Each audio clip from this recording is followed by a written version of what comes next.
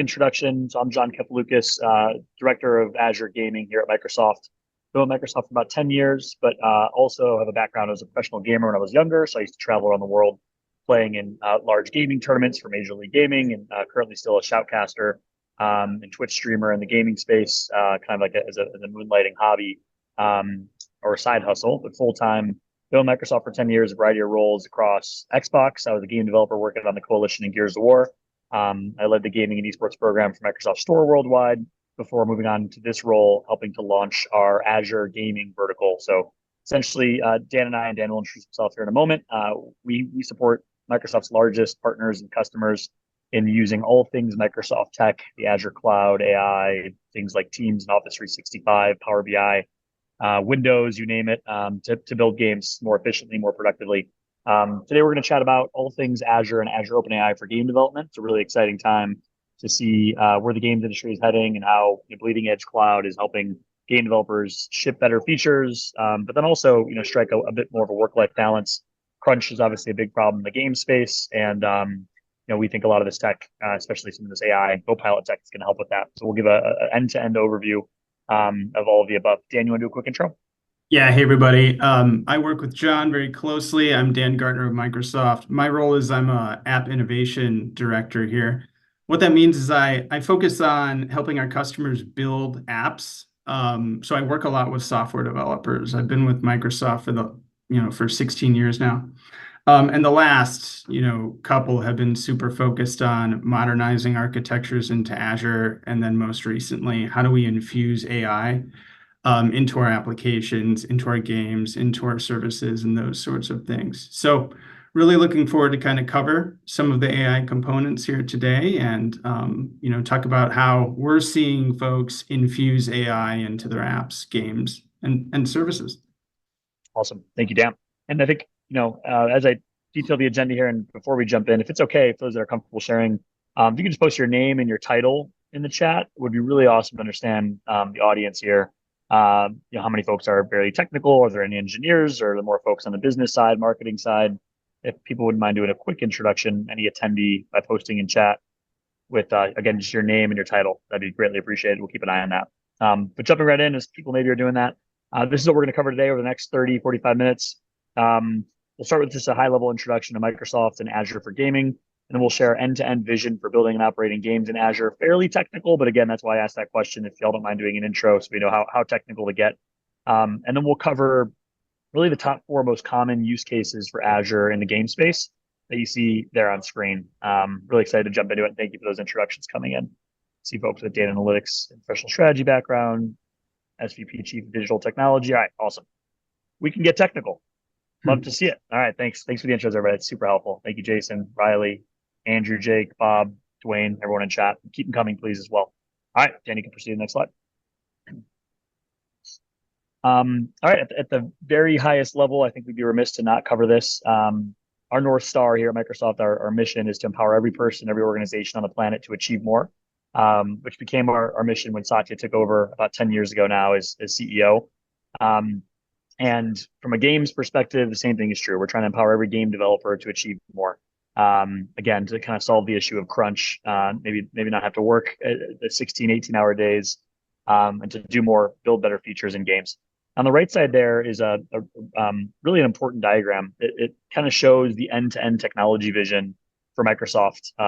From far left, infrastructure, build services, networking, compute in Azure, to all the digital and app innovation services as you kind of move right in the dev spectrum with GitHub and .NET and Azure DevOps, to our data services with Microsoft Fabric, which is our new end-to-end cloud analytics platform, obviously SQL Server, Cosmos DB, and our data tools, but then also modern work with Teams and Office 365, business applications with Power Platform, low-code, no-code automation solutions, and all of that wrapped around security, which is obviously paramount.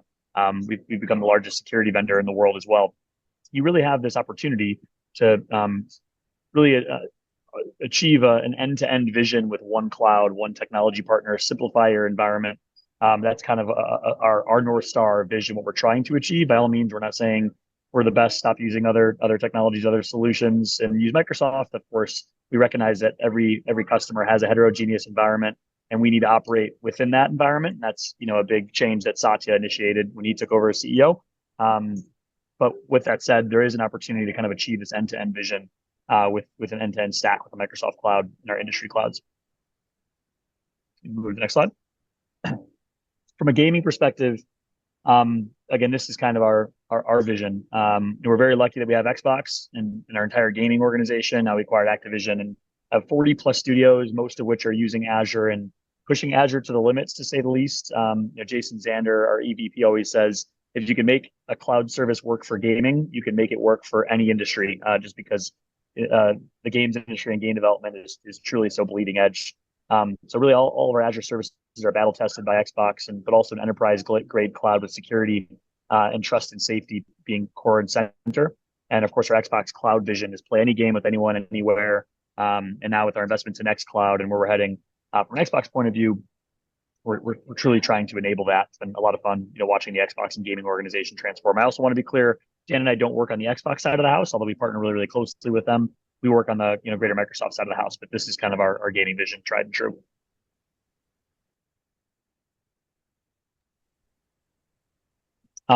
Before we jump into more of the kind of Azure services and tech across AI and data and some other tools, I want to make sure I can touch off on Azure PlayFab.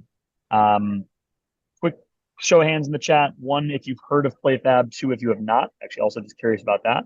You can tell I'm a Twitch streamer given the chat interactions here. But again, one, if you've heard of PlayFab. Two, if you've not.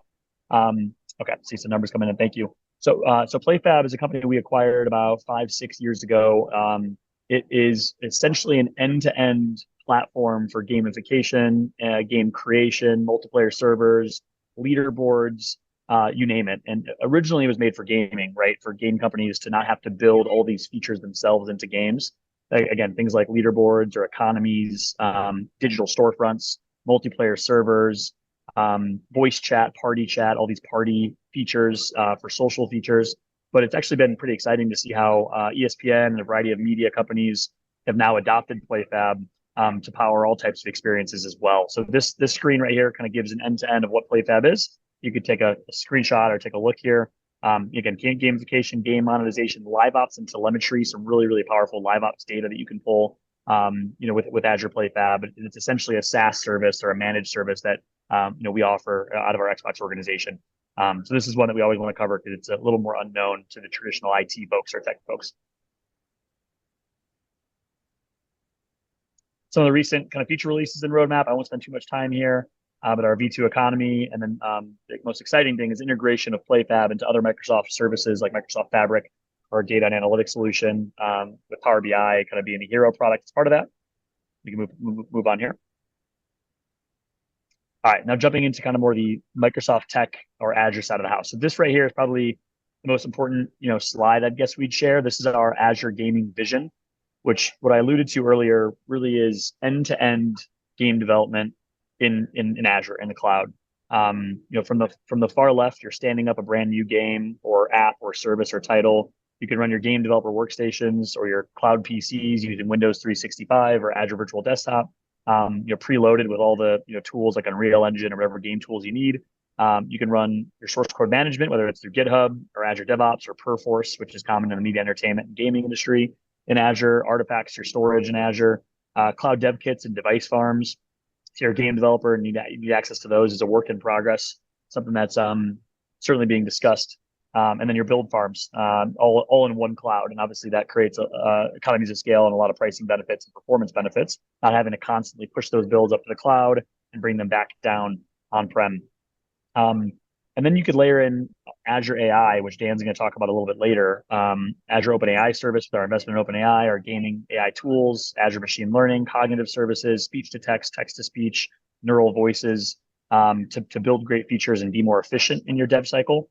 And then, of course, on the far right, for the player experience, game services, game servers, you can instantly scale through infrastructure, that networking up through Azure as well. And then when all that data, the entire kind of end-to-end experience is in one cloud,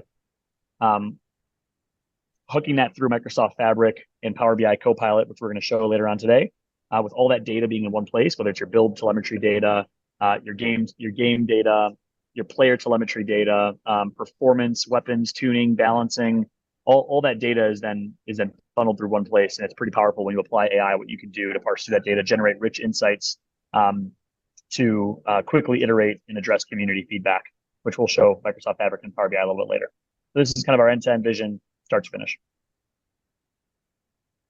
And John, I guess a good thing when I was looking at some of the attendees from like the University of Kentucky, instead of just a game developer, it's like, how do you stream all the latest basketball and how do you engage with the fans, the players, the people in the stadium, the remote viewers? Similar dynamic. We've got Jack, the new CDO for the U.S. Olympic Paralympic organization. How do they not only work with USA Volleyball, other groups?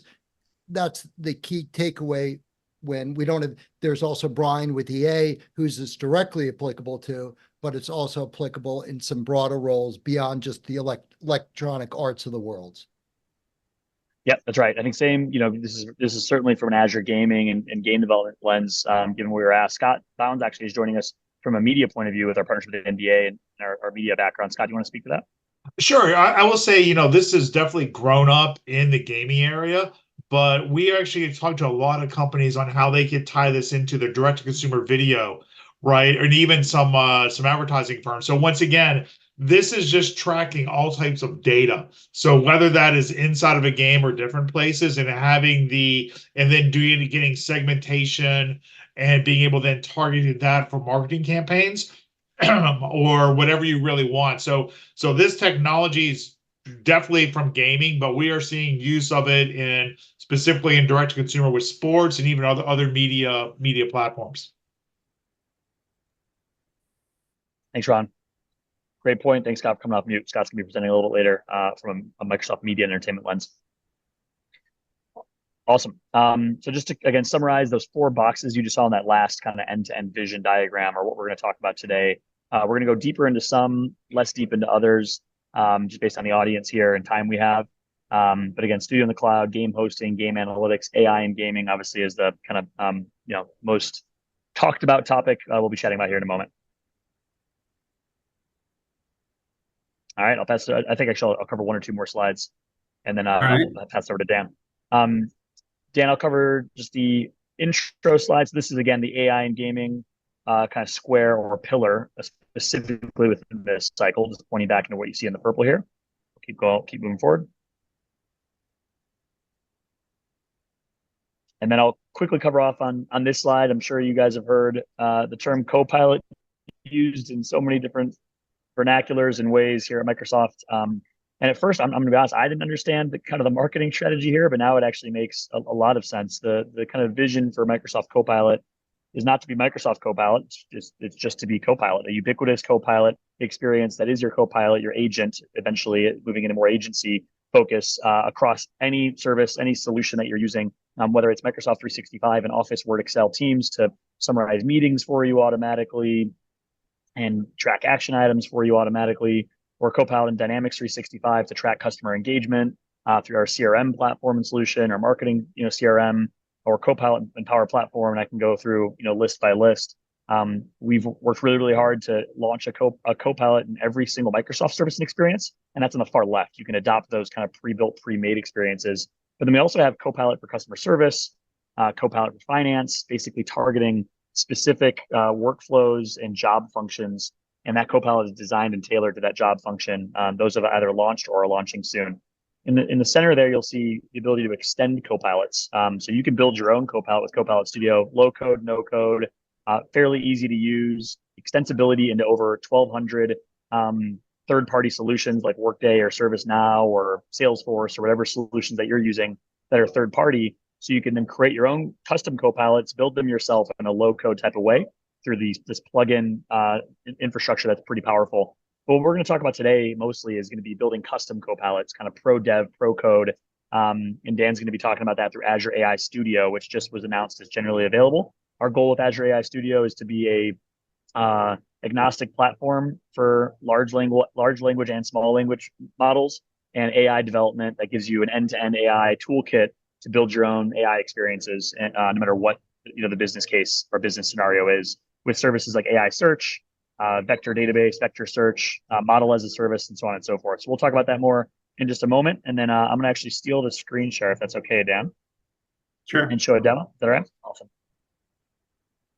And apologies, by the way, I mid travel, so I'm in Boston at the Seaport District right now, and that's why you see me with not the best or ideal setup. Okay, so this is an example of something that Dan and I met at the office last week and built this bot, not even exaggerating, in about 1 or 2 hours. And this is a game scenario bot. So I'm a big fan of Apex Legends. I'm really involved in the Apex Legends scene. It's a battle royale title similar to Fortnite. And in Apex, you play this new player tutorial that teaches you really basic things: how to shoot, how to loot, how to revive teammates, how to use abilities. But new player onboarding, getting new players to continue playing your game 3 years after it comes out, is really a big challenge in game development. So imagine if at the end of that tutorial, Pathfinder, who's like a robot character in the game, was a ChatGPT 4.0 powered bot that you could talk to and ask about advanced techniques, ask for more detail. And we built a ChatGPT 4.0 bot using Azure AI Studio and Azure OpenAI Service, and trained it or grounded it on 50 plus YouTube videos from content creators that make deep advanced tutorials on how to play Apex. And what this does is two things. One, it teaches the new player how to play the game.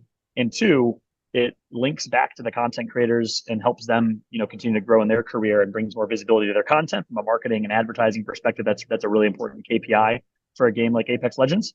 And here's what the bot looks like. So at the end of the tutorial, imagine, okay, you taught me basic stuff. What are some advanced techniques in Apex? And I preloaded this because my internet's a little choppy, but I asked it, what are some advanced techniques in Apex? You guys all know how ChatGPT works.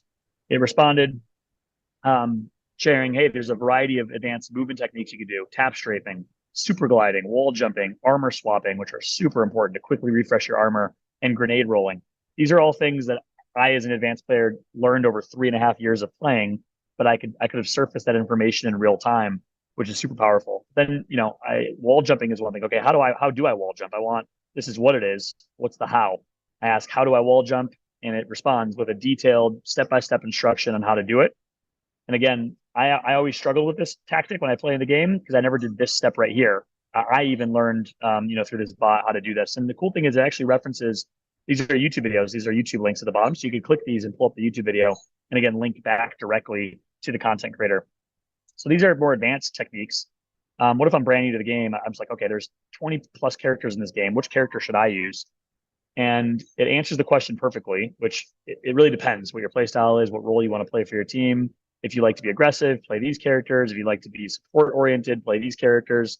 So you can imagine how you could just continue to interact with this bot in real time, and boom, you have a new player onboarding experience that's way better than anything any game offers today through like a generic static tutorial. So I'll stop sharing my screen now. I'll bring it back to you, and then I'll pass it over to you. That's a demo of the how. Dan will show the end outcome. Dan will show you the how and jump in Azure AI Studio.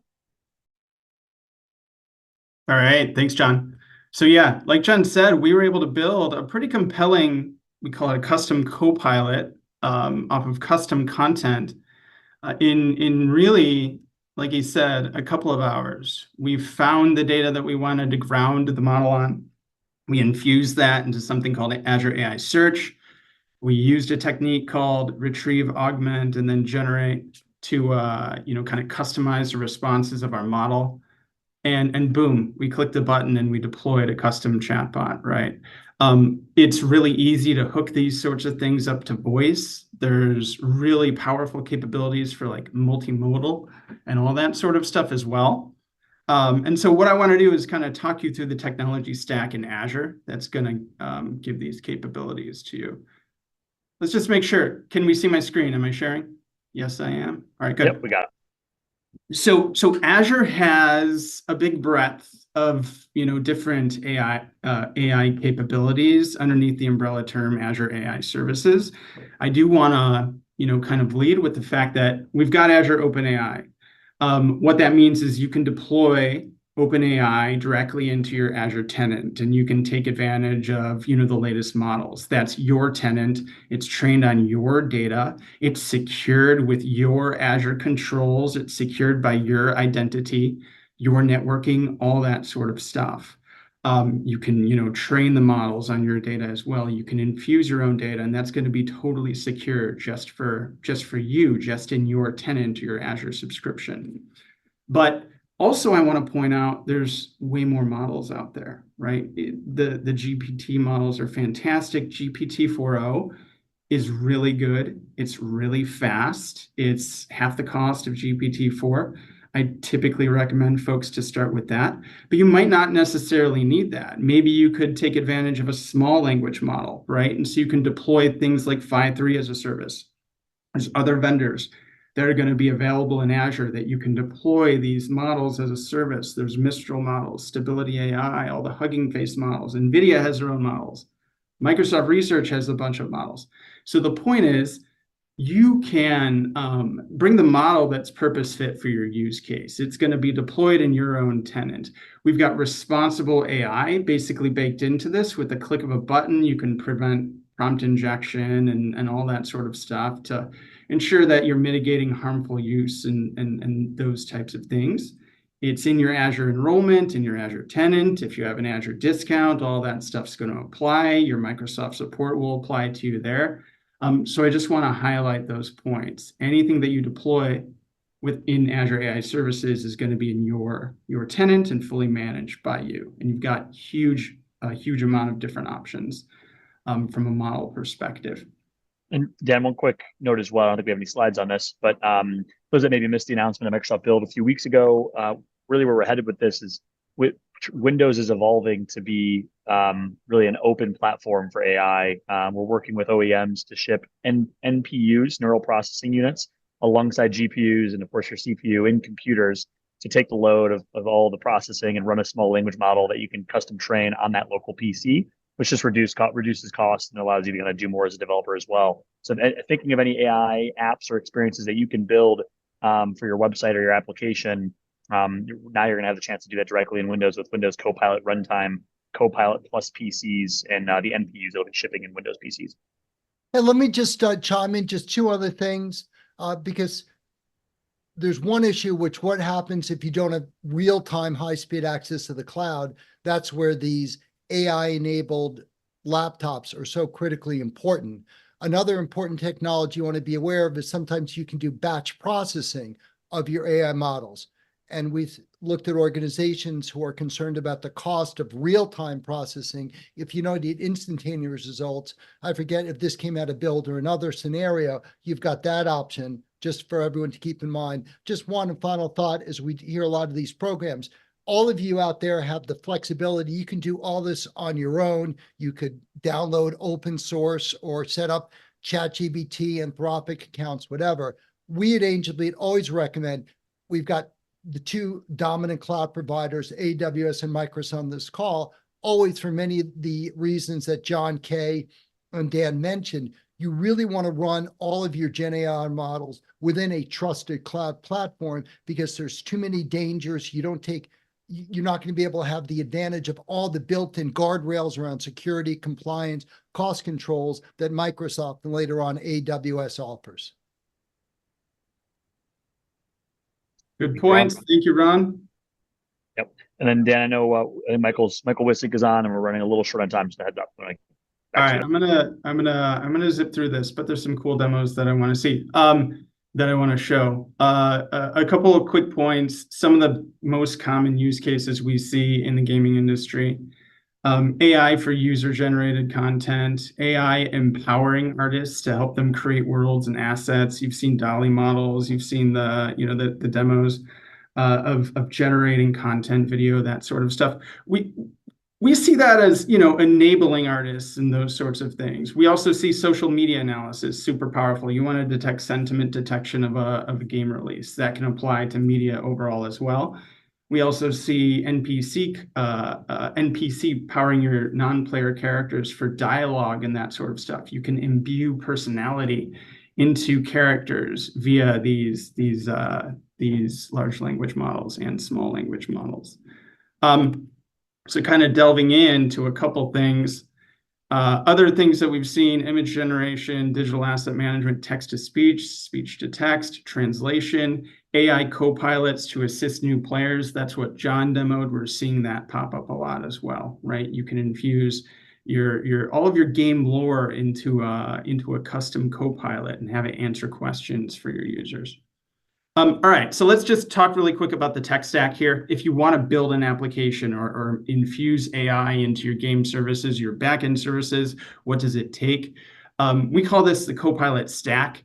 At the top of the stack, you're going to have your application or your backend service, or maybe a game, or maybe a web app, mobile app. That's going to rely on some sort of library, an AI orchestration SDK. There's a bunch of those out there. Probably the most popular one I see is LangChain. At Microsoft, we've put out something open source called Semantic Kernel. We have another kind of drag and drop visual tool for orchestrating these models called Prompt Flow. That's really good. And what those do is those orchestrate the different AI components, right? You're always going to have a meta prompt that kind of specifies how your model is going to act. That's the base level of instructions. Maybe you've got examples of how it should respond based on based on particular prompts and questions and those sorts of things. One shot, two shot, etc. With the Assistance API from OpenAI, you can actually do function calling. What that means is you can embed like tools into these models. So these models can use a tool to look up data from an on-premises system, or they can check the weather in real time, or they can check a stock quote. Really, any API that you can create or any custom code that you expose as an API can be embedded in your model as a tool with the Assistance API. There's also something called code interpreter. So these models can generate code. They could generate Python code to help them accomplish a particular task. At the bottom of all of this, you're going to bring your own data, the retrieve, augment, generate pattern. You're going to ground the model on your own data, typically in most use cases. And at the base of it, it's all those different foundation models that we talked about, the LLMs and the SLMs, and that's all built upon your AI infrastructure. Virtually every use case you're going to be working with, you're going to need to bring your own data to ground the model. Regardless of what it is. In our scenario, we've grounded models on customers' internal wikis and those sorts of things, external transcripts of videos, etc. And with Azure, it's very easy to bring your own data. We've got something called Azure AI Studio, and so I just want to give a little bit of a quick demo on Azure AI Studio. This is our one-stop shop for building all this stuff, right? It's a place where you can build and train your models, you can ground, you can bring your own data, you can quickly and easily create a vector index, create prompt flows, all that sort of stuff. AI safety is going to be built in. We have something called a model catalog where there's over 1,600 models. You could browse, pick the model that you want to deploy, whether it's 5.3, GPT-4o, GPT-4, what have you. The Mistral models, click a button and then deploy it into your Azure environment, and then immediately begin experimenting with it and start working with it. So we've got this model as a service. We'll host the model for you, either on dedicated compute or on serverless compute, so it can dynamically scale up and down based on what you need. I'm going to give a super quick demo showing how you can build a custom Copilot. In our scenario, I'm an indie developer and I'm working on a game called Conqueror 1066. I've got a custom website. I've got game reviews. I've got gameplay guides. I've got all of that sort of stuff. And I want to create a custom Copilot based on that content.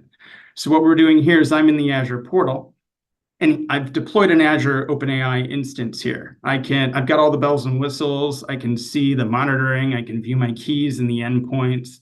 I can configure security. I can configure this to a private network. I've got all the control because it's my OpenAI instance in my Azure subscription, right? So if I want to start working with this, I want to build something. I want to create a custom Copilot. I go to AI Studio. This is the new Azure AI Studio, which just went generally available a couple of weeks ago. First thing is the model catalog. You'll see here, there's hundreds of different models. I can click on different collections. I want to look at the Hugging Face models. There's 1,500 of those. I want to look at the models that are curated by Microsoft Research. I can drill into those. I want to see the Microsoft models. We see these. 5.3, if I want to begin experimenting with 5.3, a small language model, I can immediately start doing that here. You'll see there's a try it out button. I'm chatting with the model. I'm saying, hey, summarize the Battle of Hastings, and it's giving me a response. If I want to deploy this as a model as a service, I go there, I click a button, I can pick either serverless or dedicated compute, and I've got a model as a service. But really quick, let's go back to the original demo, creating a custom copilot based on my content for a game. Remember, I created that game. It was called Conqueror 1066. I want to create a custom copilot for it. Now I asked the question, what missions are in Conqueror 1066? GPT-4 has a knowledge cutoff date. It has no idea about my game, right? So if we ask it this question, it's going to say, hey, I don't know the answer to your question, or I've got a knowledge cutoff date, or it's mentioning its knowledge cutoff date. This isn't an actual game. So how do I ground the model on my data? There's an add your data button. You click a button, you point it to your data, you suck that data into Azure AI Search. So I'm going here. There's a bunch of different options for me to connect my own data to. I can upload files. I can point to a storage URL. In this instance, I've got a public website. I'm just going to pop in the URL, right? And it's going to index everything for me. So I paste that in there. I hit next. And what it's going to do, this is kind of where the power, the retrieve, augment, generate power comes from. I'm going to create something called an Azure AI Search. It's going to create an index for me. It's going to create a vector database. It's going to create the embedding model for me. It's going to do all of that for me. It's going to index everything. And then it takes a couple of minutes. So I kind of, pause that. But once that's done, once it's indexed, all of my own data, now the model can be grounded. The model's been grounded on my own information. And in this case, it's grounded on all of the data for my game, Conqueror 1066. So if I ask the question now, what missions are available in Conqueror 1066, since I indexed the website, it's going to have the answer. And you see here, it's got a nice list for me. Here's all of the indexes. Here's a reference to where that information is. That's the web page that contained that info. I can ask specific follow-up questions. I can, say things like, how do I view inventory? And it's going to give me the specific answer to that and a reference to where, it was able to find that answer. And all of that was done super easily using Azure AI Studio. If you're a developer, you want to infuse this into your apps, your backend services, it's easy. You click the View Code button. You'll see the sample code. There's Python, there's C#. At the end of the day, it's just API calls, right? And so you can look at these examples and see how everything is all connected.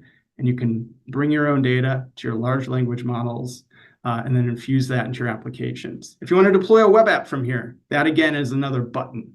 Boom, the Copilot that John demoed, that's all we did here. We did this, we infused our data, we clicked the button, and we deployed that custom Copilot that John showed off at the beginning of the presentation. So that was our demo. Time check, Ron. Ron, if it's okay, we'll feed into 5 minutes over. Is that all right, Ron? How much more time do you need there? Just we need about 10 more minutes from now to do one more Power BI demo, which is a data demo. I think will be relevant to the audience here. If you can, just try and do it in 5 or so. Just want to keep it moving along. If you could. Yeah, no worries. So Dan, can we probably, I know you have like 3 more demos to show. Can we wrap up the AI conversation and move to Power BI? Yeah, let's move to Power BI. Awesome. There's like 3 more use cases. Just to give people a examples. preview, we've got Scott afterwards is going to be focusing more on real life use cases, deployment scenarios. That's going to be the theme of Peter's comments and to a large extent AWS. I just wanted to give everyone a little more technical background so you can see how powerful the underlying platform is. Awesome. Thanks, Ron. Dan, I'll quickly skim through these in 30 seconds here if you want to go. This is the dev and hosting analytics portion of what we mentioned. And this is basically a before, previously before we had something called Microsoft Fabric, and this is just from an Azure lens. It's even more complex than this. An analytics data architecture was a disaster. I'm sure it is for a lot of y'all in this chat. This is just from an Azure lens again, but with a non-Azure lens, you also have DynamoDB or Elasticsearch or a variety of other data tools that you're using, whether it's Snowflake, etc. What we're really trying to do with what's called Microsoft Fabric is create an end-to-end data analytics platform in the era of AI, which sounds like a buzzword. Like how do you achieve that? Well, it is grounded in quite a bit of reality. We built something called One Lake, which you'll see at the bottom there. Which think of One Lake as like OneDrive, but for data lakes. It allows you using a common Parquet file format to ingest data from any source. You essentially are streaming or virtualizing that data into one lake, whether it's coming from Amazon S3 or if it's coming from a Google database or BigQuery or Snowflake. We announced an expanded partnership with Snowflake. That's the kind of vision of Fabric, is to offer all these data analytics tools, real-time analytics, or what was called Azure Data Explorer, in one solution. And of course, Power BI is the end user facing hero product within that. I'll go ahead and pass it over to Michael to share more on Power BI Copilot and what that looks like in Microsoft Fabric. Yeah, thanks, John. So for those who don't know me, I'm Michael Wisink. I'm an intelligence TS at Microsoft, which is a fancy word for I'm the Power BI guy. So real quick, I kind of wanted to just touch a little bit on how you help get these data and analytics where they need to go.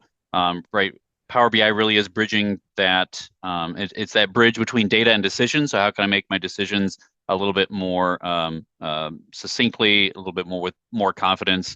How do I also kind of overcome the ability for me to understand Power BI? Maybe I'm new to Power BI. How can I help build reports to get these insights quicker? And you can do that leveraging Copilot. So we have Copilot for Fabric, and underneath that is a Copilot for Power BI. So just kind of quick level set on what it is. So any Copilots really are kind of designed to do 2 or 3 of these buckets, so to speak. So one is going to be supercharging productivity.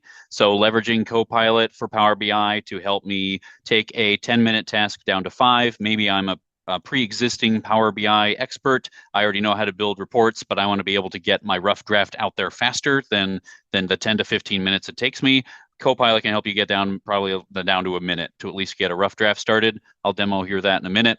Up-leveling my skills. So my big point of Copilots is that it is a Copilot. It's designed to work with you. It's not an autopilot. It's not designed to work for you. So hopefully in interacting with Copilot and seeing the things that it's done based off of your prompts and the things that you're asking it to do, you're seeing its responses and the things that it's doing, and you're hopefully up-leveling your skills, learning the things you can do within the platform that maybe you didn't know before you engaged Copilot to help you on this path, and then discovering those insights. How can I ask Copilot questions on my data and get those insights quicker, faster, without me needing to necessarily be able to read a visual on a report? So I'm going to kind of walk through that here in a demo in a few minutes.